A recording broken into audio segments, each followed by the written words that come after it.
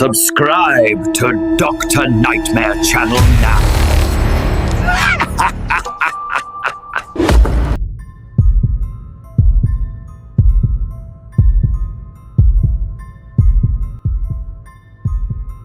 Story 1. The night I unplugged the monitors. Let me start by saying this is the first time I've told anyone what really happened that night. I've carried it for over 7 years, and it's rotted me from the inside out. Some people think being a night shift nurse is peaceful, even boring.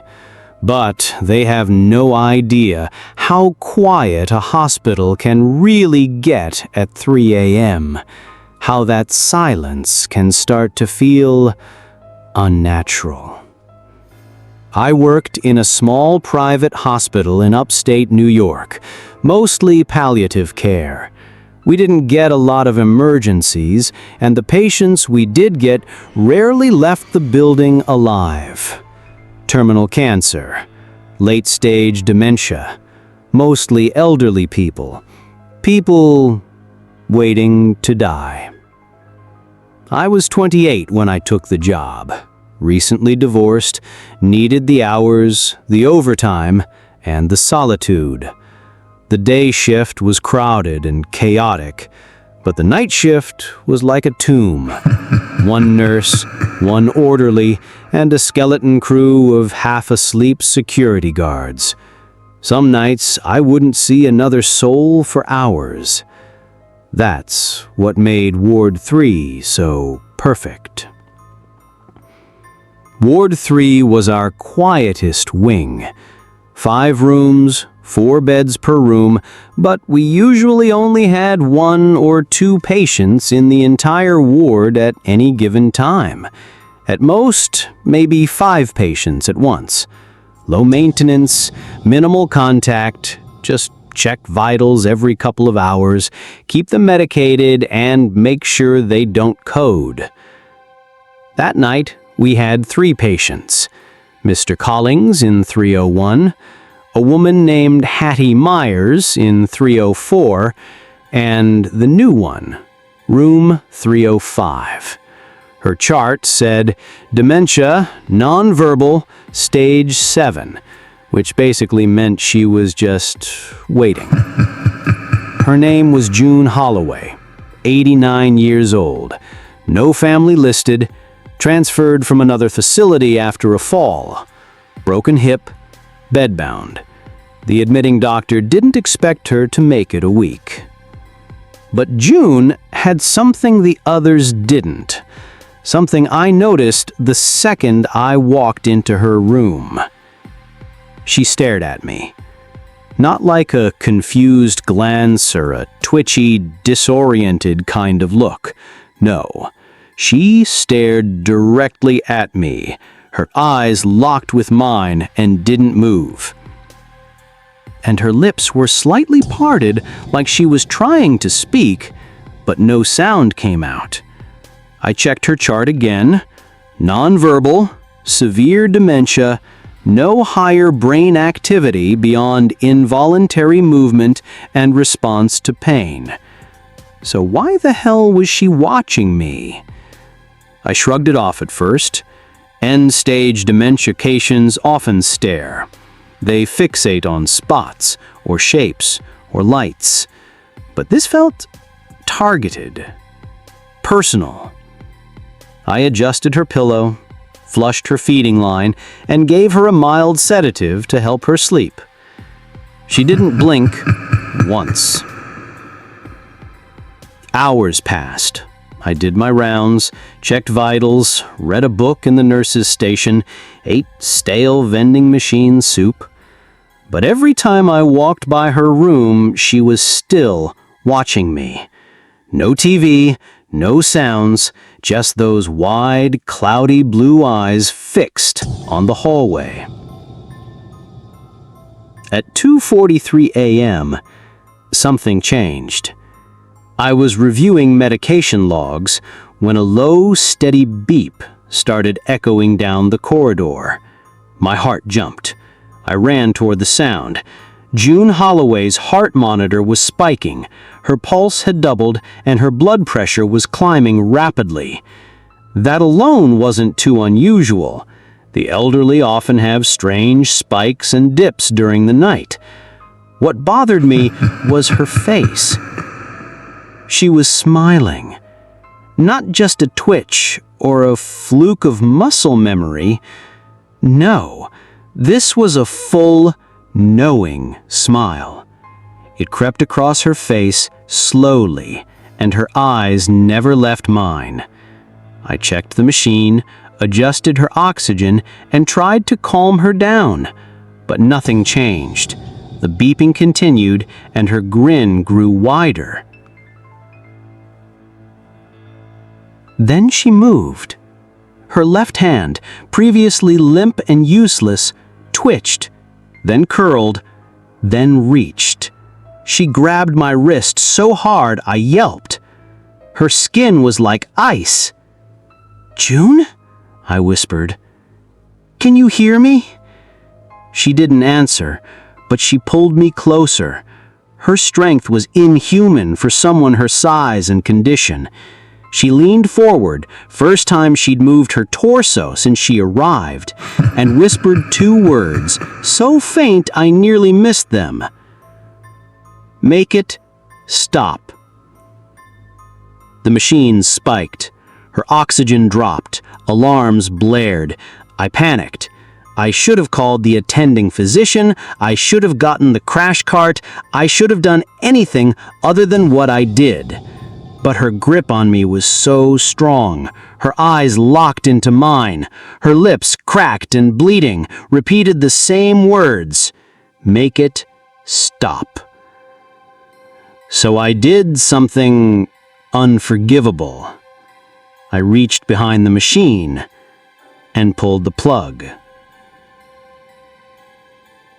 Silence. The beeping stopped. The alarms went dead. And just like that, so did June Holloway. Her head slumped back, her grip loosened, and the smile vanished. I stood there in frozen horror for what felt like an hour, my breath caught in my throat. The silence returned, heavier than ever. I listened for something, anything. A sign she was still alive, a breath, a twitch, a heartbeat. Nothing. I plugged the monitor back in, but it didn't restart. I told myself she was already dying, that I hadn't done anything that wasn't already going to happen, that it was mercy, compassion, hell, even obedience. She asked me to stop it. But when the sun came up, I didn't feel peace. I felt something else. Something watching me, following me, breathing behind my ear even when no one was in the room. I didn't tell anyone what I did. The attending pronounced her dead at 6:12 a.m. Natural causes. No autopsy ordered. Just a quiet death in the middle of a forgettable Tuesday morning. She was cremated that Friday. No family attended. But the real horror didn't start until after she died. 3 days later, I was on night shift again. Same wing. Room 305 was empty now. But every time I passed it, the door creaked open just an inch, just enough to hear the faint beep of a monitor that shouldn't be there. I'd close the door, lock it, but it would always open again. A week passed, then 2. I started dreaming about her. In every dream, I'm back in her room and she's gripping my wrist, whispering, "Make it stop," over and over, until I wake up sweating, unable to breathe. Then the calls started. Every night around 2:43 a.m., the exact time she coded, the nurse's station phone would ring once. Just once. No one on the other end. Always from an untraceable number. I started logging the calls. Same time, same ring, every night. Eventually, I requested to switch shifts. They transferred me to a different ward, pediatrics, busy, loud, nothing like the palliative floor. I thought I'd escaped it. Until last month. I was walking past the main lobby when I saw a woman sitting in the waiting area. Pale skin, cloudy blue eyes, wisps of gray hair tucked under a scarf. She was staring at me. I blinked, and she was gone. I don't know what I saw. A ghost? A hallucination? Guilt made flesh? All I know is something followed me out of room 305, something that won't leave me alone. And now, for the first time, I'm telling this here. Not for sympathy, not for forgiveness, but because last night I got another call. Not the usual single ring. This time, it rang 3 times, and a voice, cracked and dry, whispered one final word into the receiver. Story 2. I watched my neighbor rot. I don't know what this makes me. A coward, maybe? Or something worse. I've never told anyone what happened in that apartment, and I doubt anyone would believe me if I did. But it's been eating at me every single night for the past 3 years. So maybe writing this will help. Maybe it won't. But at least it'll be out. It all started the day someone moved into apartment 6B. My building is one of those half-empty, rent-controlled places on the edge of town. Cracked bricks, flickering hallway lights, elevators that haven't worked since Obama was in office. I've lived here for over 10 years, long enough to know everyone on my floor. Old Mrs. Levin in 6A, the alcoholic in 6D, and the guy across from me who sells knockoff perfumes out of his closet. Then there was 6B, vacant for years, until that day. I remember hearing the door open while I was in the hallway checking my mail. A man stepped out, late 30s, early 40s, tall, hunched, pale like he hadn't seen sunlight in years. He wore this oversized brown coat, even though it was the middle of July. But what I remember most was the smell. It hit me like a brick wall, rotting meat and mold, thick and wet, like something had died and was still dying. I gagged. He looked at me and smiled. Yellow teeth, cracked lips. "New neighbor?" I asked, trying to be polite. He didn't answer, just nodded once and turned back into his apartment. The door closed. I stood there for a minute, staring at 6B. That smell still clung to the air like it didn't want to leave. It didn't make sense. That a plumbing or pest control. That night, I dreamed of insects crawling under my skin. The next few days, things got worse. The smell didn't go away. If anything, it got stronger. Every time I walked past 6B, I had to hold my breath. Even inside my own apartment, I could sometimes catch a whiff of it seeping through the vents. I reported it to the super twice, but he just shrugged. Says he's clean, doesn't want anyone in there. Paid 6 months' rent up front. 6 months in cash. The noises started a week later. Not loud ones, just soft, wet, scraping, like something being dragged across tile.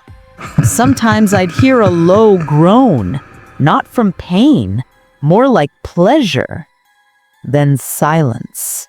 It always came from 6B between 2 and 4 in the morning. Always. I convinced myself it was my imagination. Until I saw the flies. Hundreds of them, swarming the light outside 6B, crawling along the crack under his door. I even saw one force its way through the vent in my own kitchen. Black, slow, lazy little things. Not normal houseflies, bigger, oily looking.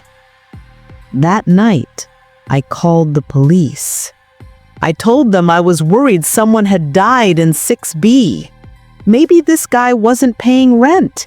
Maybe he was dead, or a hoarder, or something worse. 2 officers came the next morning. They knocked. No answer.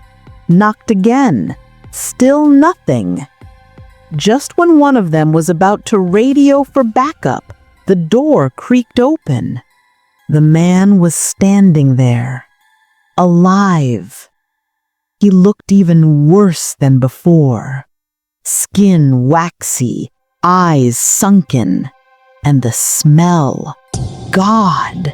One of the cops had to take a step back. I watched from my peephole, holding my breath. "Sir," the taller officer said, "we've had complaints about the odor. Is everything all right in there?" The man didn't respond, just nodded again, same as the first time. Then he said, "Everything is as it should be." The officers exchanged a look. One asked if they could step inside. The man said no. He wasn't rude, just flat, blank, emotionless. He said he was dealing with a personal matter and preferred privacy. They didn't push it. No warrant, no obvious crime. They left. But the smell didn't. That same day, I started hearing whispers through the vent. I swear, I wasn't imagining it. Faint, breathy voices, chanting, not English, not any language I recognized. It made my skin crawl, like the sound of something ancient and hungry muttering just beneath my floorboards. I stopped sleeping. I kept a baseball bat next to my bed and left the lights on at night. I wanted to leave, but where would I go? I was barely making rent as it was. 3 nights later, I saw it. It was around 3:12 a.m. I know because I checked the clock a dozen times after. I woke up to the sound of chewing. Wet, slurping, chewing. I crept to the door and looked through the peephole. Apartment 6B was open, wide open, and inside I saw him. Not the man, what he had become. His back was to me, hunched over something on the floor. I saw bones, red, fresh. He was eating. But that wasn't the worst part. The worst part was his skin. It was falling off, large chunks of it, sliding off like wet paper, exposing tendon, bone, something black pulsed underneath, like mold that had learned how to move. I stepped back, heart pounding. My legs felt numb. I stumbled into my kitchen and dry heaved into the sink. I don't know how I slept after that. Maybe I didn't. The next morning, his door was closed again. I didn't tell anyone. Who would believe me? The police had already checked. The landlord didn't care. My neighbors were too scared or too stoned to do anything. So I did what any coward would do. I waited. I listened, and I watched. Every night something new happened. More flies, more sounds. Once I saw a figure, tall and skinny with no face, standing inside his apartment just beyond the doorframe. Not him, something else, watching me through the peephole. I taped cardboard over it that night. Then, about a month later, it stopped. The smell vanished. No more flies, no more noises, just silence. I thought he died. Finally, the decay had finished its job. But then, I saw him again, in the laundry room, just standing there holding an empty basket, wearing that same coat except it was soaked through with black fluid. He looked at me, and this time he smiled, a full toothless grin that stretched too far up his cheeks. He said, "Fresh linens." That was the last straw. I packed my things and left that night. Didn't even wait for morning. Moved in with a friend across town. I didn't take anything from the apartment, just my backpack and my wallet. A few weeks later, I tried to call the building manager, but no one answered. I checked the news. Nothing. Then I drove by. The building was gone, demolished, flattened. The whole block looked abandoned. The city record said the structure was condemned due to black mold contamination. But I know better. That thing in 6B, it wasn't mold. It was becoming something, feeding. And I watched it grow for weeks. I didn't say anything. Story 3. The Girl in the Locked Room. I bought the house because it was cheap. That's the whole truth. I'd just gone through a messy breakup, left my job, and was desperate to start over. So when I found a listing for a 2-story Victorian on the edge of town for under $80K, I didn't ask too many questions. Sure, it was old. The pipes moaned, the wallpaper peeled, but it had bones, as they say, history, and apparently something else. The real estate agent warned me about the upstairs room, room 2B. Previous owners kept it locked, she said, laughing awkwardly. Superstition, maybe. Some say it's cursed, others just think the floorboards are weak. Either way, we recommend you don't use it. I chuckled at the time. Thought she was joking, just some urban legend to spice up a boring sale. But after I moved in, I found the door exactly as described, bolted shut from the outside with 2 rusty padlocks. No key was provided, no explanation. For the first few weeks, I ignored it. Life was quiet, peaceful even. I painted the kitchen, fixed the heater, started sleeping again. For the first time in years, things felt normal. Until the scratching started. It began subtly, just soft scraping sounds from upstairs around 1 or 2 a.m. I assumed it was rats. The house was old, after all. But the noises weren't random. They had patterns, rhythmic, slow, then faster, like fingernails dragging across wood in a repeated cycle. One night, I pressed my ear to the locked door. Tap, tap, tap, tap, tap. Then silence. I whispered, "Hello?" And something on the other side whispered back. Too soft to understand, too close to mistake. I stepped back, heart pounding. The next day, I called a locksmith. He looked nervous when he saw the door, said he'd seen it before, said he wasn't comfortable breaking it open. I offered him $300. He left without touching his tools. That night, I dreamed about the room. In the dream, I stood in front of the door and the locks fell off by themselves.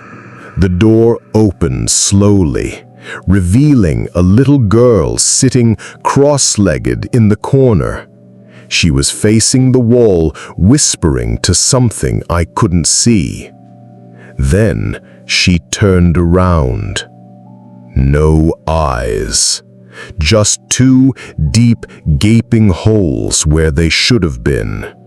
I woke up screaming. After that, the activity escalated. Banging in the walls, cold spots in the hallway. My cat, Bagel, refused to go upstairs at all. One time, I carried him up to the second floor, and he went feral, clawed me until I dropped him. He bolted down the stairs and wouldn't come out from under the couch for 2 days. Then came the drawings. I found them in the attic. Dozens of yellowed pages stuffed in an old suitcase. Childlike scrawls in black crayon. Stick figures with hollow eyes. A large door with bolts. Something in the corner with too many limbs. And always the same sentence scribbled at the bottom of each page. Don't let her out.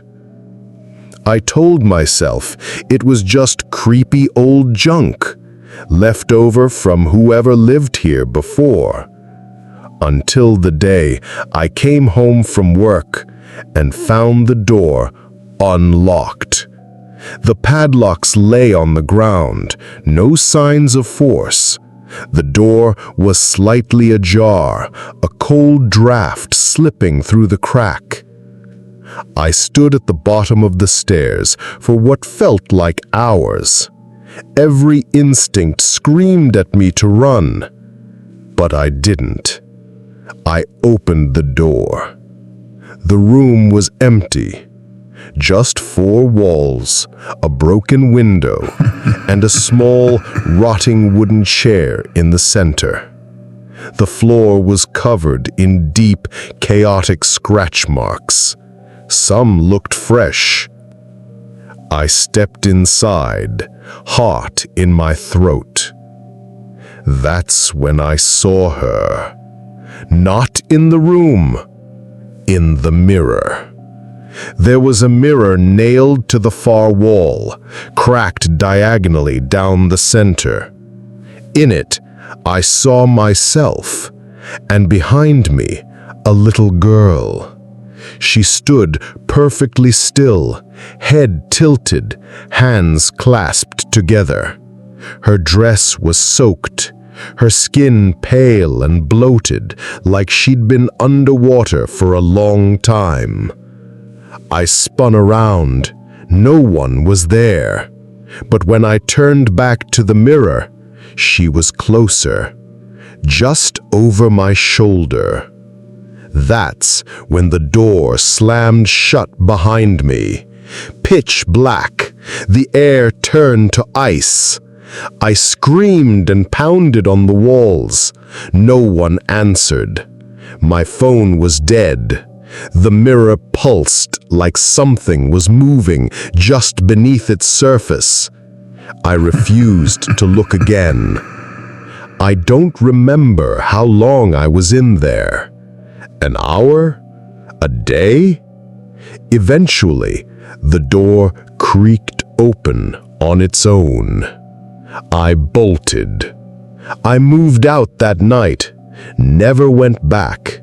Sold the house at a massive loss to a company that flips haunted properties for TV shows. Before I left, I nailed the door shut again, double padlocked it. But last week, I got an email from the new owner. "Hi, just a quick question. Did you ever get the door to 2B open? It was sealed tight when we got the place, but we found something strange on the inside of the mirror. Looks like a handprint from the inside. Just wondering if you ever had anything similar." I didn't respond, because now, wherever I go, I see her in the mirrors behind me, always closer than before. And every night, I hear her whisper through the glass, "Thank you for letting me out." Story 4. What I left in that forest. I haven't stepped into a forest since that summer. Even now, years later, the sound of rustling leaves makes my skin crawl. Campfire smoke gives me headaches. And if I ever see a trailhead sign, I turn and walk the other way. Because I know what's out there. I left it out there. And I don't think it ever really stayed behind. This happened in 2017. I was 17, just out of high school, trying to make one last summer unforgettable before college split me and my best friend apart. His name was Mason. We'd known each other since 3rd grade. Did everything together, skateboarding, video games, even got matching wrist tattoos at 15. That July, we decided to do something bold. A 3-day camping trip in the deep woods north of town. Not some paid campsite with water and showers, real wilderness. We wanted a challenge, something raw. Mason's uncle had a cabin out there, way off-grid. It was more of a shack than a cabin. No plumbing, no electricity, just a roof and a fire pit. He said we could use it as long as we brought our own supplies and didn't break anything. The plan was simple. Hike in Friday morning, hike out Sunday afternoon. No phones, no contact, just nature and each other. What we found was something else entirely. The hike-in was peaceful at first. Birds chirped, sunlight leaked through the trees. It smelled like pine and earth and freedom. We followed Mason's uncle's crude map, mostly landmarks and compass directions, no trail markers. About 2 hours in, things started to shift. The woods got quieter. The sunlight dimmed even though it was only midday. And the trees, God, the trees, they got weird. Tall, thin, unnaturally symmetrical. Almost like they'd been planted by hand in rows. No birds, no insects. Just a constant low hum like the forest was holding its breath. We joked about it at first. Mason said it felt like we were walking into a movie set. I said it felt like we were being watched. That was the first time we saw it. We were resting near a fallen log when I noticed something through the trees, something black, standing motionless about 50 feet away. Too tall to be human, too thin, no features I could make out. Just there, watching. "Mason," I whispered, "don't look right away, but there's something to your left." He turned too fast. It was gone. We laughed it off. Probably a shadow, we said, or a trick of the light. The woods play games on tired eyes, but we stopped laughing when we reached the cabin. It was already open. The door swung gently on its hinges. Inside, everything was just wrong. Dust thick on the floor, but a clear trail of footprints leading in and out. The small bed in the corner was shredded like an animal had clawed it apart, and something had carved symbols into the walls, deep, jagged marks that looked like they were made with a knife or claw. Mason wanted to leave. I said it was fine, just vandals, squatters maybe. So we stayed. That night was the first time I heard the whispering. It came just after midnight. I was half asleep in my sleeping bag when I heard it, soft, dry like wind through dead leaves. But inside the cabin, right next to my ear, I sat up. Nothing, just Mason snoring. But the cabin door was wide open. I shut it, locked it. 15 minutes later, it was open again. We argued the next morning. Mason said someone had followed us, that we were in danger. I told him he was paranoid. Then we found the circle. About 300 yards from the cabin, in a clearing we hadn't seen before, was a perfect circle of ash. No fire pit, no logs, just scorched earth, surrounded by animal bones, dozens of them, arranged like little altars pointing toward the center. And in the center, a mirror, cracked, old, framed in rusted iron, standing upright, on its own, no stand, no support, just there. I don't know what possessed me to step into the circle. Maybe it was morbid curiosity. Maybe it was the strange pull the mirror had on me. But the moment I stepped in, the air changed, heavy, pressurized, and the mirror rippled like water. Mason screamed my name. I blinked, and I wasn't in the woods anymore. I was somewhere else. Still trees, but wrong. The colors were off, muted greens and blacks, like a negative photograph. And the trees, they moved. Not with the wind. They breathed. I spun around, heart pounding. The mirror was gone. Mason was gone. All I saw were shadows shifting between trunks, shapes that watched me but never came closer. Then I heard it. My voice, calling out from behind a tree, but warped, slow, like someone trying to remember how my voice sounded. Then Mason's voice joined it, crying, begging. Something moved behind me. I turned too slow. Hands, cold, wet hands wrapped around my neck. I screamed, kicked, thrashed, and fell backwards into the mirror. Back into the real world, back into Mason's arms. He was crying. "Don't ever go in there again," he whispered. We packed and left immediately. Didn't care how far the hike was. We ran for hours, didn't stop until we saw the first street light. That was the last time I saw Mason, alive. 2 weeks later, he went back. He didn't tell me. I found out from his mom after the police knocked on my door. They found his backpack near the forest edge. His journal said he needed answers, that he couldn't stop dreaming about the circle, about the mirror. They never found his body.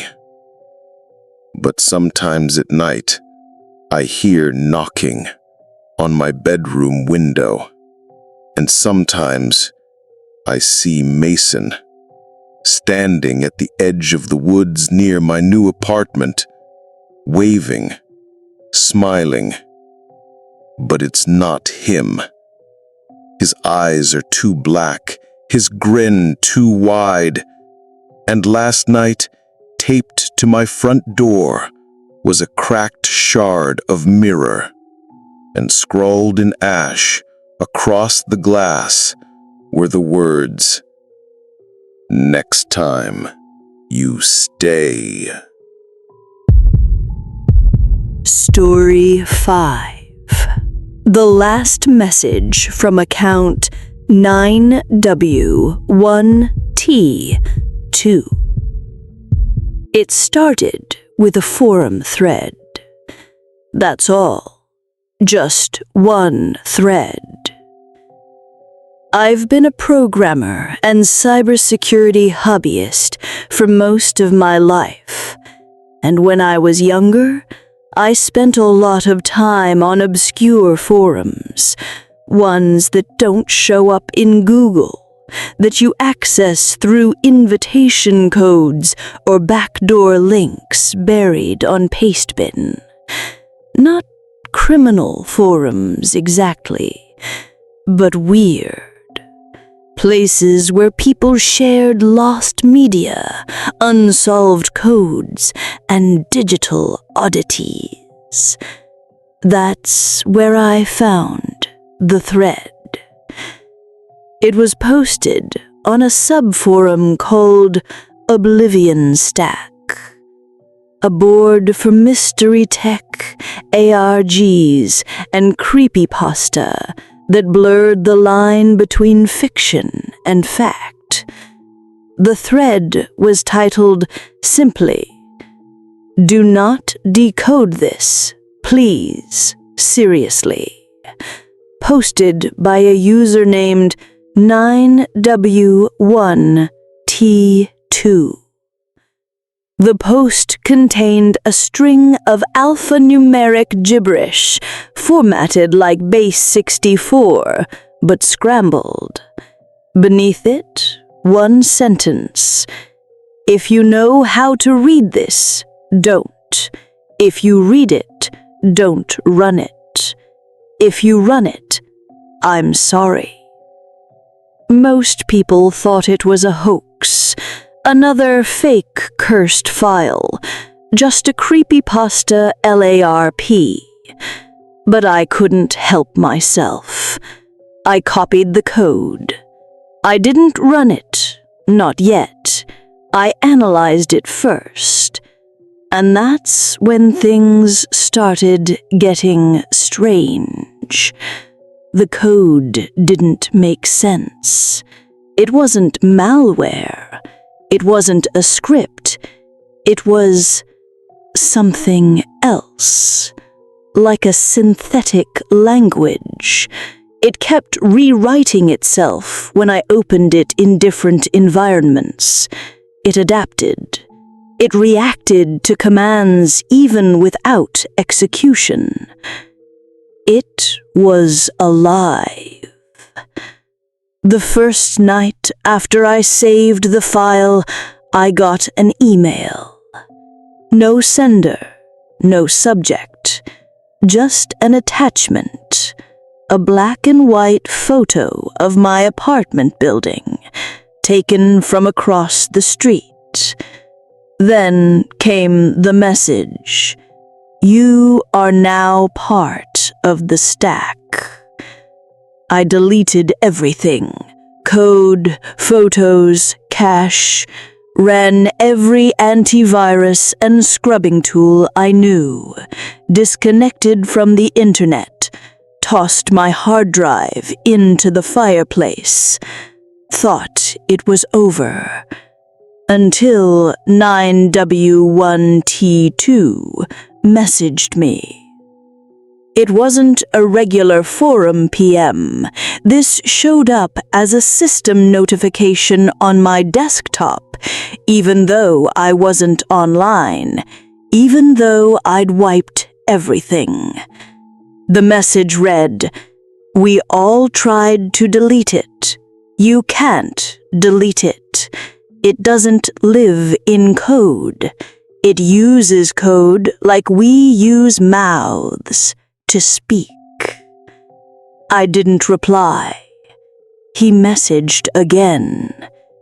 It found me 3 weeks ago through a phone line in an abandoned apartment I was auditing. I just wanted to scrape some metadata, but it saw me. I shut my laptop and didn't open it for 2 days. When I finally did, my screen was blank. Then lines began to appear, like they were being typed live. You opened the mirror. You let it see you. Now it wants to wear you. I screamed and slammed the lid shut. The next night, I started sleepwalking. My roommate, Mark, said he found me standing in front of the TV at 3:11 a.m. The screen was off, but I was staring at it like it was playing something only I could see. I don't remember any of it. Then Mark went missing. I woke up to police tape and questions. His room was untouched, phone still charging, car in the lot, but he was gone. No signs of struggle, just vanished. They asked if he was depressed, if we had a fight. I said no, but I knew the truth. I checked the forum again. Oblivion Stack was gone. The entire domain had been scrubbed, DNS record wiped, no trace on the Wayback Machine, like it never existed. But I still had one unread message in my inbox. It was from 9W1T2. You opened the mirror. You showed it a way in. Now it learning from you. I tried to reply. The message bounced. So I looked him up. I traced his IP. Not hard once I dug through cached logs. It led to a trailer park in Michigan. I called the county police and pretended to be a relative. They said no one by that name lived there. But 2 weeks earlier, a man was found dead in a trailer there. Every mirror in the place had been smashed, computer melted, symbols etched into the drywall with fingernails. The coroner ruled it a suicide, but the details weren't public. So how did I get an email from him after that? The final message came last night. My laptop turned on by itself. The screen flickered, and then in that same blinking terminal font, the stack wants form. The stack wants a face. You showed it yours. Now you are it. I don't know how much time I have left. I can't look in mirrors anymore. They don't show my reflection. Not exactly. It looks like me, but smiling even when I'm not, moving just a second out of sync. And sometimes its mouth moves on its own. Last night it whispered, "More." So I'm leaving this here. Maybe as a warning. Maybe as bait. Because if you're reading this, it's probably too late. You looked into the code. You looked into the mirror. And now it knows your face too.